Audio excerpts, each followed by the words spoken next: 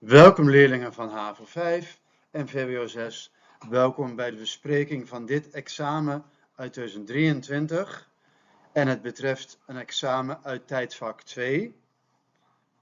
En het betreft vraag 12. Pergunta 12. Introducción para pergunta 12. Wat is de introductie? Voor de Nederlandse politiek was de opstand van 30 mei 1969 het sein om zo snel mogelijk van haar kolonie in de West af te komen. Es señal para deshacer de su colonia del West más lejos posible.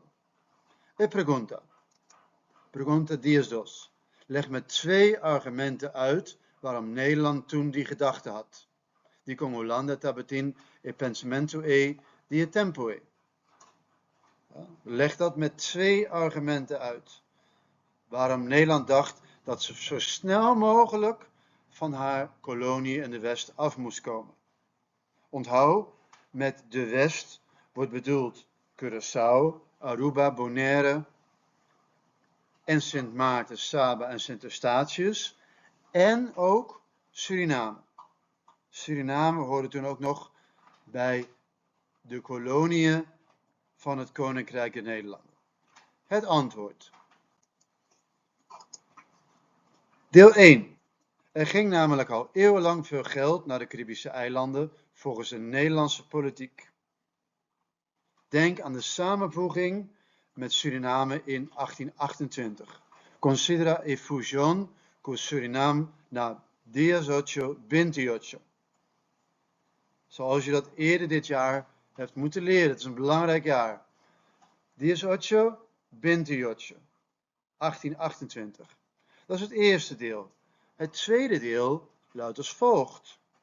Met zijn militaire ingrijpen. Nederland had namelijk soldaten, mariniers naar Willemstad en dus Otrobanda en Punda gestuurd in de dagen na 23 mei, zoals je hier kunt zien. Met zijn militaire ingrijpen had de Nederlandse politiek veel kritiek gekregen van de internationale pers. En dan hebben we het vooral over Venezuela en Amerika. De actie werd gezien als ouderwets vertoon van een kolonisator in zijn kolonie. En na de Tweede Wereldoorlog wilde grootmacht Amerika dit meer. Het was volgens Amerika nu de tijd voor dekolonisatie. Met de spelen video aqui está claro, ayo e te kerato.